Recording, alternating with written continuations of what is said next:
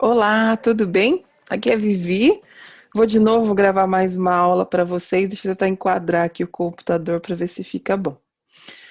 Hoje a gente vai dar continuidade à aula número 1 que a gente deu para vocês, que é do novo curso de autoconhecimento que começa amanhã. Então, antes de eu dizer a vocês as referências da aula, vou pedir a vocês que estão no grupo de autoconhecimento, primeiro quero dar boas-vindas, sejam bem-vindos.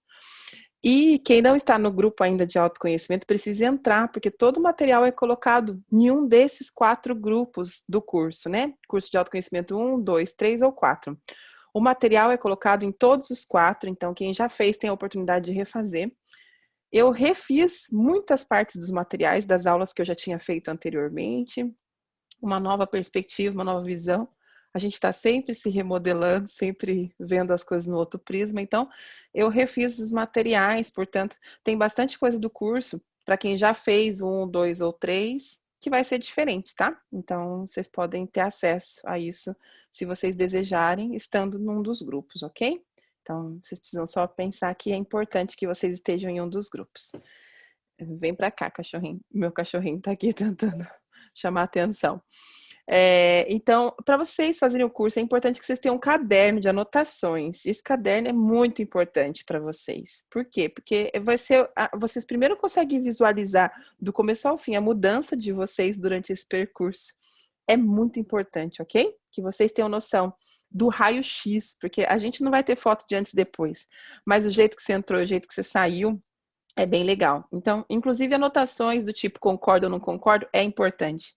Eu gostaria que vocês entrassem no curso com uma cabeça bem aberta, porque como a gente mistura pontos da filosofia e do pensamento filosófico, né, diálogos que a gente chama de diálogos, debates de Sócrates, né, debates socráticos. Por quê? Porque é importante que vocês percebam que no grupo a opinião nunca é unânime. Isso não deve ser um problema para que a gente continue. Aliás, as diferenças somam a linha de pensamento, né? Vocês vão perceber que não tem problema ser diferente, não tem problema ser do contra, vai ter um que está sempre do contra, vai ter aquele que é sempre a favor, e todos esses somam. Mas eu gostaria que vocês tivessem a oportunidade de pensar com a própria cabeça e pensar fora da caixa com a própria cabeça, ok? Vocês vão, mesmo que vocês não concordem com o que está sendo dito, mesmo que vocês não concordem com o que está sendo passado, vai com a cabeça aberta para poder, de repente, com um ar de curiosidade, pensar de uma outra forma de se ver o mundo, ok? Quando existe julgamento, não existe a curiosidade. Toda vez que existe a curiosidade, não existe o julgamento. E aí, quando existe julgamento, existe uma crença já embutida naquele pensamento. Portanto, seria difícil de embutir uma outra linha de pensamento ou uma outra forma. De forma nenhuma eu quero que vocês pensem como eu ou como a linha de raciocínio que nós vamos manter. Quero apenas que vocês se dêem a oportunidade de pensar de forma diferente, tá bom? Então, tenham seu caderno, caneta, anotem as dúvidas de vocês, vocês vão ter tempo para tirar a dúvida de vocês. O conteúdo é bem interessante e eu acho que é um pontapé inicial, não pode ser chamado nem de curso de autoconhecimento, que eu acho que é um pontapé inicial para você ver a quantidade de coisas que tem por detrás disso e poder, inclusive, usufruir do benefício que é se autoconhecer, tá? Vou colocar para vocês aqui um slide, deixa eu compartilhar a tela, que é onde nós vamos falar das necessidades básicas da criança, tá? Cadê? Deixa eu encontrar aqui para eu poder dividir com vocês. Pronto. Essas necessidades básicas que vocês estão encontrando aqui, deixa eu só tirar a tela do Zoom, que é mais simples para eu passar para vocês. Essas necessidades básicas centrais é de qualquer criança. Então, vamos explicar como acontece. Quando a criança nasce, né, ela vai desenvolver ali naquela família, ela vai desenvolver primeiramente os tipos de apego. TCI que nós chamamos tecnicamente, mas enfim. São 4 tipos de apegos diferentes, eu não vou passar isso para vocês agora, mas à medida que ela vai desenvolvendo o tipo de apego que tem a ver com o tipo de apego que ela vai ter com a pessoa mais próxima, do tipo a mãe, ok?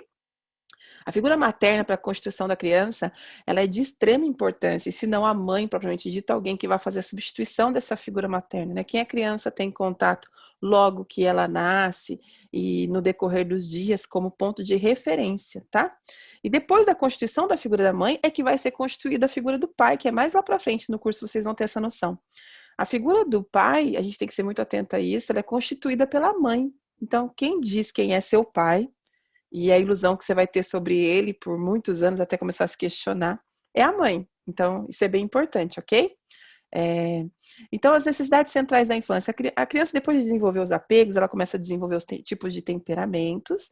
E depois dos tipos de temperamento, ela começa a desenvolver a personalidade.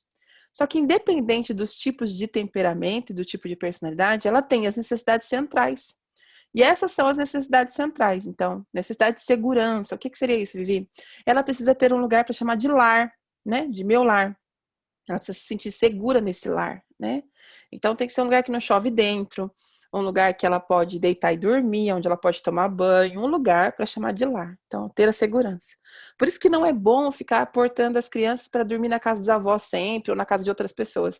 Ela precisa ter um ponto de referência para chamar de lar. É importante que ela tenha esse ponto de referência para ela se sentir segura, tá? Que ela tenha as coisinhas dela, os objetos dela, tá? Então, segurança é um primeiro item. O segundo item é base estável e previsibilidade.